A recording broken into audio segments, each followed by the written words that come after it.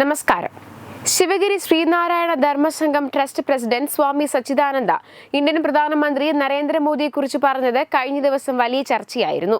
അദ്ദേഹം ഒരു മതത്തെയും തള്ളിക്കളയുകയോ നിഷേധിക്കുകയോ ചെയ്തിട്ടില്ലെന്നും സച്ചിദാനന്ദ പറഞ്ഞു. മോദിയെ കാണുന്നത് മഹാത്മാഗാന്ധിയുടെ പ്രതീകമായാണെന്ന് ചൊവ്വാഴ്ച മഹാത്മാഗാന്ധി ശ്രീനാരായണ ഗുരു കൂടിക്കാഴ്ചയുടെ ശതാബ്ദി ആഘോഷത്തിൽ സംസാരിക്കവേ സ്വാമി സച്ചിദാനന്ദ പറഞ്ഞിരുന്നു. ഇതിൽ കൂടുതൽ വ്യക്തത വരുത്തുകയായിരുന്നു അദ്ദേഹം. എല്ലാ അർത്ഥത്തിലും മോദിക്ക് ക്ലീൻ ചീറ്റ് നൽകുകയാണ് ശിവഗിരി മഠം. കേരള രാഷ്ട്രീയത്തിലടക്കം ഇത് ചലനമുണ്ടാക്കുമെന്നാണ് BJPയുടെ പ്രതീക്ഷ. സ്വാമിയുടെ വാക്കുകളെ എങ്ങനെ കേരളം ചർച്ച ചെയ്യുമെന്നാണ് ഇനി നിർണായകം. മോദിയുടെ പ്രവൃത്തിയിൽ ഒരിക്കലും താൻ രാഷ്ട്രീയം കണ്ടിട്ടില്ലെന്ന് സ്വാമി പറഞ്ഞു. എനിക്ക് രാഷ്ട്രീയം ഇല്ല, ശിവഗിരി മഠത്തിന് രാഷ്ട്രീയമില്ല, ഞാൻ നേരിൽ കണ്ട കാര്യമാണ്. ഒരു മന്ത്രിമാരുടെയോ പാർട്ടി നേതാക്കളുടെയോ BJPക്കാരുടെയോ ആരുടെയും പ്രത്യേകമായ ശുപാർശയൊന്നും കൂടാതെ തന്നെ അദ്ദേഹം നേരിട്ട് ശിവഗിരി മഠവുമായി ബന്ധപ്പെടുകയും അദ്ദേഹം നേരിട്ട് തന്നെ തീയതി നിശ്ചയിച്ച് അനുവദിക്കുകയുമാണ് ചെയ്തത്.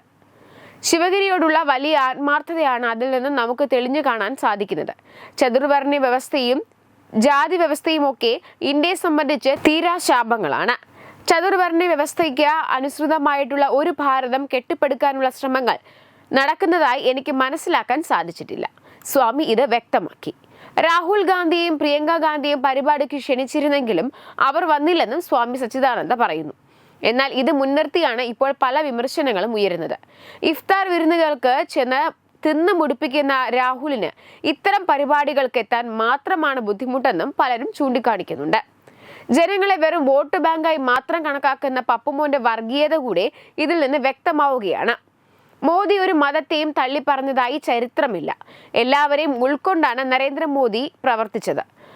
പറഞ്ഞതിൽ രാഷ്ട്രീയമില്ലെന്നും സ്വാമി സച്ചിദാനന്ദ പറയുമ്പോൾ തീവ്ര ഇസ്ലാമിസ്റ്റുകൾക്കും സുഡാപ്പികൾക്കും കുടപിടിച്ചു കൊടുക്കുന്ന രാഹുലിനെതിരെ സോഷ്യൽ മീഡിയയിലടക്കം പലരും പച്ചയ്ക്ക് തെറി വിളിക്കുകയാണ്. ഹിന്ദുക്കളോടുള്ള കോൺഗ്രസിന്റെയും രാഹുലിന്റെയും അവഗണന തന്നെയാണ് ഈ പരിപാടിയിൽ നിന്ന് മാറി നിൽക്കാൻ പ്രേരിപ്പിച്ചെന്നതും വ്യക്തമാണ്.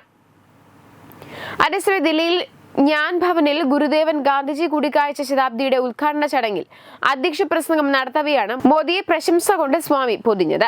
ഇത് സാഹചര്യത്തിലാണ് വീണ്ടും നിലപാട് വിശദീകരിച്ചത്.